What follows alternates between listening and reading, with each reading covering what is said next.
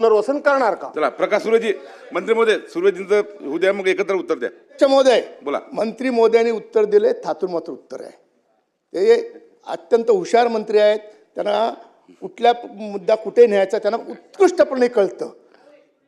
Googly टाकायमध्ये master आहेत, ते तरुण आहेत आणि प्रश्न घ्या, सुर्वे आमच्या साहेब, पक्षाचे सेकंड नंबरचे नेते आहेत प्रश्न ते. घ्या. पण त्यांनी उत्तर त्यांना अधिकाऱ्यांनी काहीतरी त्यांची विसंगती ब्रीफिंग चुकीची केलेली आहे. प्रश्न घ्या. अध्यक्ष महोदय 2012ला कोर्टामध्ये केस होती, मान्य. 2012 पासून 2024 पर्यंत हे अधिकारी असं बोलायला नाही पाहिजे. झोपले होते का हो? काय एसी मध्ये बसून फक्त मजा बघतात? हे अधिकारी, वरिष्ठ अधिकारी, IAS अधिकारी तिथे एसी मध्ये बसतात आणि इकडे निर्देश तोडतात, गरिबांची घरं तोडायचा. हा न्याय कुठला आला अध्यक्ष महोदय? दुसरी महत्त्वाची गोष्ट हे तिथले जर डीम कन्व्हिन्स म्हणून आपलेच हे आपलं दालन आहे, हेच डीम कन्व्हिन्स म्हणून हे देतं. सर्व त्याचे पुरावे जमा करतात, ते इलेक्शनमध्ये नाव होतं, वोटिंग करतात, 67 पासून असणारे पुरावे आहेत आणि तरीसुद्धा त्यांच्या तोड करावी होते. आणि कोर्टाने आदेश काय दिले होते पालिकेने, आणि तीसुद्धा कधी काय ह्या परत कोर्टामध्ये गेला आणि ह्या अधिकाऱ्यांवर कंटेम्प्टची हे टाकली. आजपर्यंत मला सांगा, या भारताच्या इतिहासात एकावर तरी अधिकार कंटेम्प्ट झाला का हो? पण नाही. आणि यांच्याशी संगनमत करून अध्यक्ष महोदय मला बोलू द्या, महत्वाचा प्रश्न आहे. तिथे 500 घरांचा प्रश्न आहे. आपण पॉइंटेड प्रश्न विचारा, उत्तर मिळेल असं नाही अध्यक्ष महोदय. आणि त्या विभागात असंच नाही, आणखीन बऱ्याच ठिकाणी अशा नोटीस दिलेल्या आहेत. जसं आपला अशा प्रत्येक ठिकाणी अशा नोटिसा दिलेल्या आहेत आणि ती लोक भीतीच्या वातावरणाखाली जगतायत. माननीय उपमुख्यमंत्र्यांनी तात्पुरती स्थगिती दिली, त्याविषयी आम्ही रात्री 12 वाजता भेटलो, त्यांनी तात्पुरती स्थगिती दिली, त्याबद्दल मी एकनाथ शिंदे साहेबांचा मनापासूनचा आभारी आहे. पण ही जनतेसाठी जर कंटेम्प्टच्या भीतीने तुम्ही एवढ्या लोक मोठ्या प्रमाणात कारवाई करता आणि तुझं प्रायव्हेट बाउन्सर घेऊन कारवाई करता आणि परत त्यांनी काय अध्यक्ष महोदय ऐका, हा महत्त्वाचा मुद्दा आहे.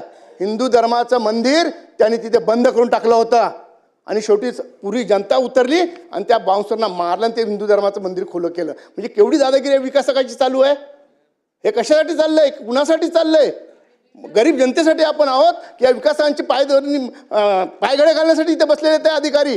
त्या अधिकाऱ्यांवर काय कारवाया, वरिष्ठ अधिकारी, खालच्या अधिकाऱ्यांचा त्यात काही दोष नाही, वरिष्ठ अधिकारी एवढे का घाबरले नाही, याची कारवाई का केली, ह्याची चौकशी त्यांच्यावर लावणार का आपण? आणि माझा महत्त्वाचा प्रश्न, जे पूर्ण डिमॉलिश करताना कशा पद्धतीने केलं माहिती आहे?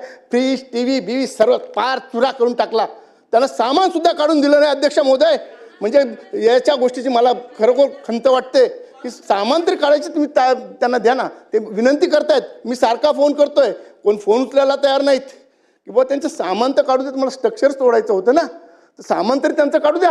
हे सर्व भरपाई त्यांची त्या विकासाकडून करून घेण्यात यावी अशी मंत्री महोदयांना मी विनंती करतोय, ती करावी त्यांनी.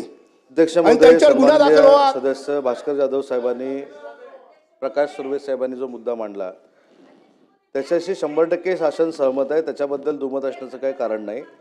2020चा जो मी उल्लेख केला होता त्याच्यामध्ये इक्बाल खत्री नावाचे पूर्वीचे जे मालक होते त्यांच्याकडनं 2020ला मेसर्स शेलाजी इन्फ्रास्ट्रक्चर याला ती जागा ट्रान्सफर झालेली होती.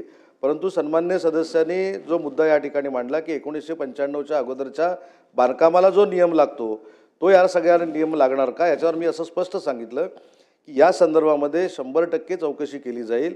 95च्या अगोदरचा नियम जर याला लागू होत असेल तर त्याच्यावर कारवाई होणार नाही. आणि त्याच्या पुढे जाऊन सांगतो की आता मुद्दा जो प्रकाश सुर्वे साहेबांनी या ठिकाणी मांडला त्याच्यासाठी ACSच्या अध्यक्षतेखाली समिती नेमून 60 दिवसाच्या आत याची चौकशी केली जाईल आणि जोपर्यंत चौकशी होत नाही तोपर्यंत सगळी कार्यवाही थांबवली जाईल. चला छान. लक्षवेधी क्रमांक 2, लक्षवेधी